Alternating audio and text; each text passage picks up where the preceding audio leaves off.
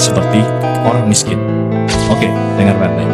Ini bukan soal iman ya, tapi soal keadaan hidup.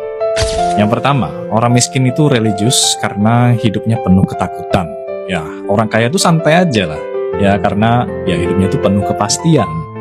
Jadi ketika makan aja susah, masa depan tuh gelap dan gak pasti, dan hidup tuh terasa keras.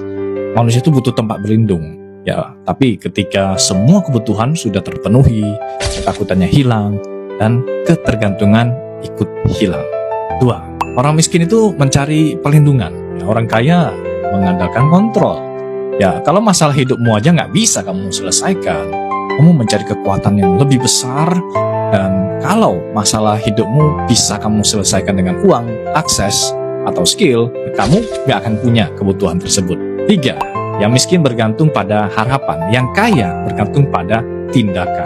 Semoga ada keajaiban yang digantikan oleh bagaimana saya bisa menyelesaikan ini.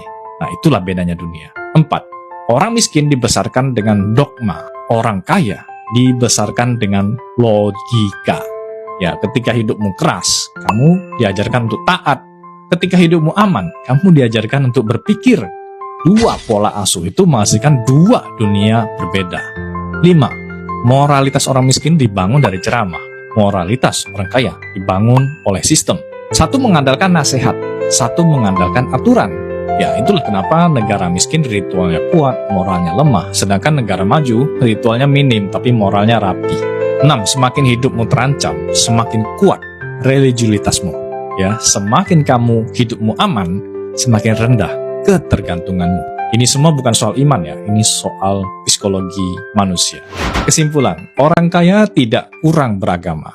Mereka hanya tidak lagi terlalu bergantung. Ketika hidupmu sudah aman, kamu mulai berhenti mencari perlindungan metafisik dan mulai membangun perlindungan struktural. Ya, itulah perbedaannya.